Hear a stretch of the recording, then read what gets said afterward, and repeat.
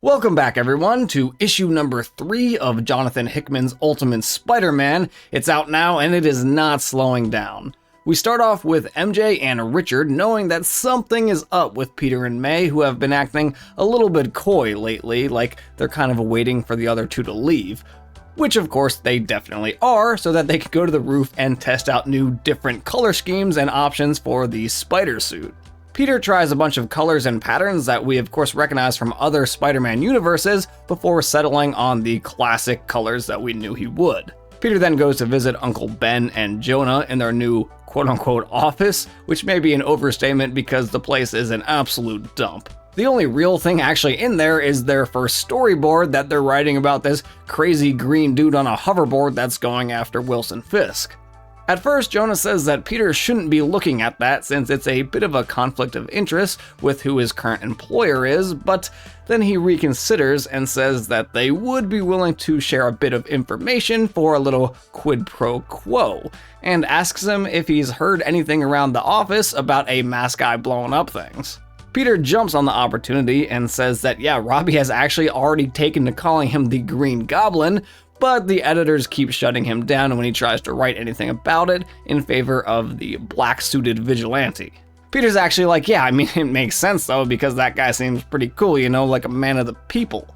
But Uncle Ben is like, okay, yeah, Peter, anyways. It appears that he keeps hitting these different locations, so maybe we can find out why. So naturally, Peter goes on his first stakeout as Spider-Man, where he promptly gets really bored after waiting for like 3 days for the Goblin to show. And just as he's about to call it quits, an explosion goes off. Bullseye, I'm pretty sure that's Bullseye, springs out and congratulates the Green Goblin to walking right into a trap where he proceeds to throw some explosive cards at him. Through the fight, Green Goblin accuses Bullseye of working for Fisk like a dog on a leash, but he takes offense to that and is like, nah man, I work for the real powers in this world, not that fake Fisk guy. He gets the upper hand on Green Goblin, and just before he delivers a deadly blow, Spider-Man steps in to web his throwing hand. Bullseye turns around and throws a few cards, blatantly missing Spider-Man, who is like, dude, your aim is trash, obviously you gotta do better than that if you want to hit me. But Bullseye's like, yeah, duh, I wasn't aiming for you, and he actually hit the crane behind Spider-Man, which crashes down on top of him.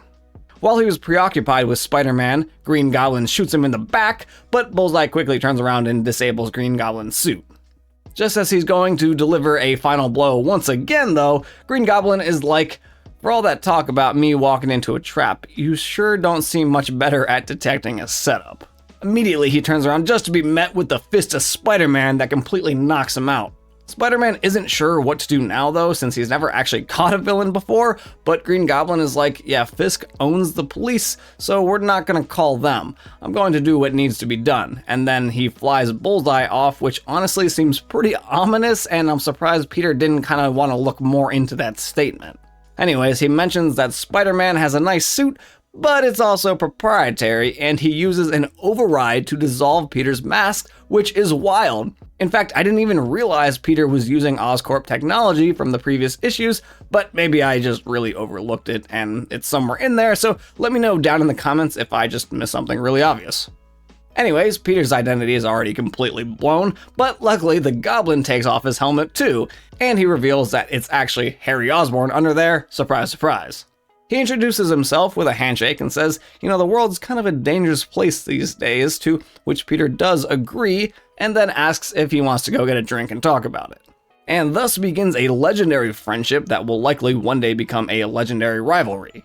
Plus, they know each other's secret identities from the very start, which is a really interesting and compelling twist, I think.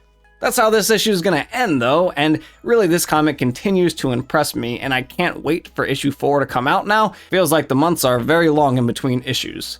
But let me know, how long do you think this friendship will last down in the comments? I'm Keegs, and I will catch you all next time for some more Spider-Man content.